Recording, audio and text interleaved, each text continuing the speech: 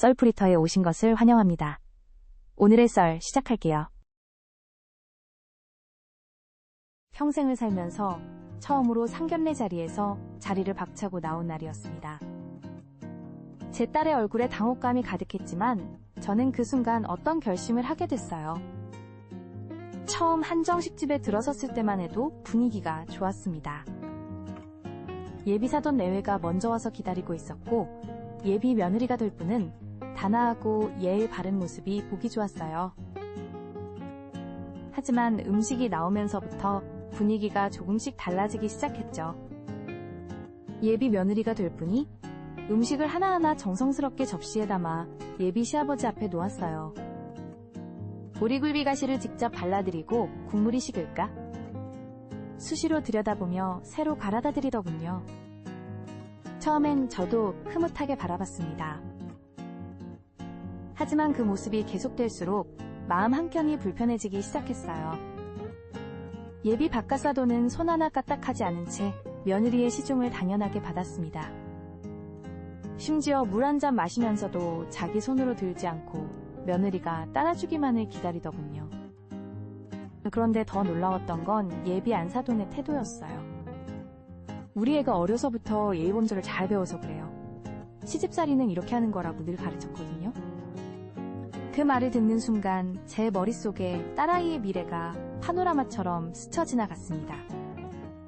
저희 딸도 이렇게 평생을 살아야 하는 걸까요? 제가 살아온 모습이, 우리 어머니가 살아오신 모습이 떠올랐어요.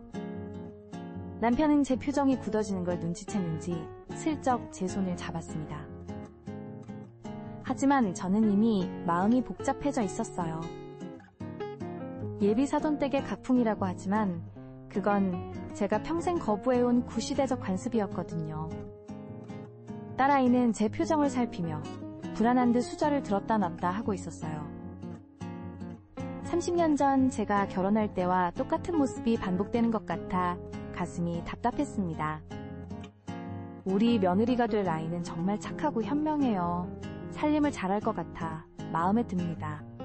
예비 바깥사돈의 그 말에 결국 저는 수저를 내려놓았어요. 수저를 내려놓는 제 손이 떨리고 있었어요. 30년 전 제 어머니도 똑같은 상황에서 이렇게 떨리는 손으로 수저를 들고 계셨던 게 떠올랐습니다. 그때 저는 어머니의 마음을 이해하지 못했어요. 하지만 지금은 그날의 침묵이 얼마나 큰 후회로 남았을지 너무나 잘 알게 됐죠. 죄송하지만 한 말씀 드려도 될까요? 제 목소리가 떨렸습니다. 테이블에 있던 모든 사람의 시선이 저에게 쏠렸어요. 시대가 많이 변했잖아요. 요즘은 부부가 서로 존중하면서 살아가는 게 당연한 일이에요. 한쪽이 일방적으로 헌신하는 건 결혼 생활이 아니라 봉사활동이죠. 순간 테이블에 정적이 감돌았어요. 예비 바깥사돈의 얼굴이 굳어졌고 안사돈은 당황한 듯 손수건으로 입가를 닦아내더군요. 아이고, 바깥 창반이 편하게 쉬시라고 하는 건데 뭘 그리 예민하게 받아들이세요?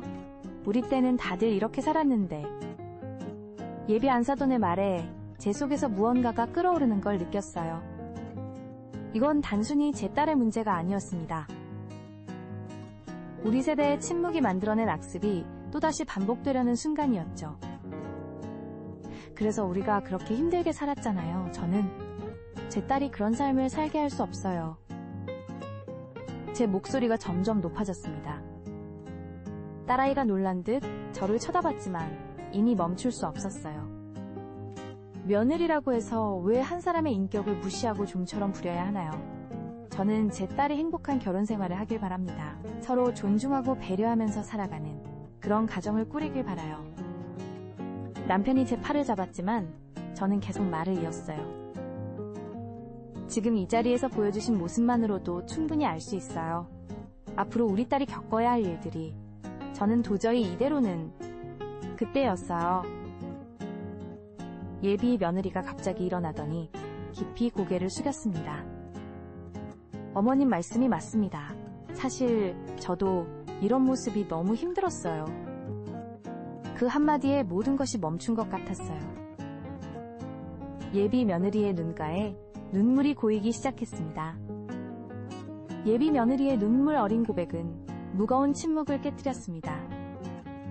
그동안 참아왔던 속마음을 터놓기 시작하더군요. 어릴 때부터 이렇게 자라왔지만 저도 사실 이런 모습이 제 본래 모습이 아니에요. 매일 아침 부모님 시중 들면서도 과연 이게 옳은 건가 고민했어요. 하지만 말씀드릴 용기가 없었죠. 예비 며느리의 어머니는 당황한 기색이 역력했습니다. 자신이 옳다고 믿어온 교육 방식이 딸의 가슴에 상처를 남겼다는 걸 그제야 깨달은 듯했어요. 그동안 힘들었겠구나. 엄마가 미안하다. 예비 안 사돈이 딸의 손을 잡았습니다. 그 순간 딸의 눈에서 눈물이 주르륵 흘러내렸어요. 예비 바깥사돈도 불편한 기색이 역력했지만 무언가 깊은 생각에 잠긴 듯 했습니다. 사실 나도 우리 집사람이 그렇게 고생하는 걸 보면서 마음이 편치 않았네요. 시대가 변했는데 우리만 옛날 방식을 고집하고 있었나 봅니다. 그제야 모두의 마음이 열리기 시작했어요. 우리는 그 자리에서 진솔한 대화를 나눴습니다. 어떻게 하면 두 사람이 서로 존중하며 행복한 가정을 꾸릴 수 있을지, 부모로서 어떤 도움을 줄 수 있을지. 결국 그날의 상견례는 예상치 못한 방향으로 흘러갔지만 오히려 더 의미 있는 시간이 됐어요. 예비 며느리는 제게 깊은 감사의 인사를 전했고 저는 그 아이를 꼭 안아줬습니다. 앞으로는 편하게 지내자. 너무 무겁지 않게. 그게 서로를 위하는 길일 거야. 지금도 그날을 생각하면 가슴이 뭉클해져요. 때로는 불편한 진실을 말하는 용기가 필요합니다. 그 작은 용기가 누군가의 인생을 바꿀 수도 있으니까요. 며칠 전 결혼식을 올린 두 사람의 모습을 보니 그날의 선택이 옳았다는 걸 다시 한번 확신하게 됐어요.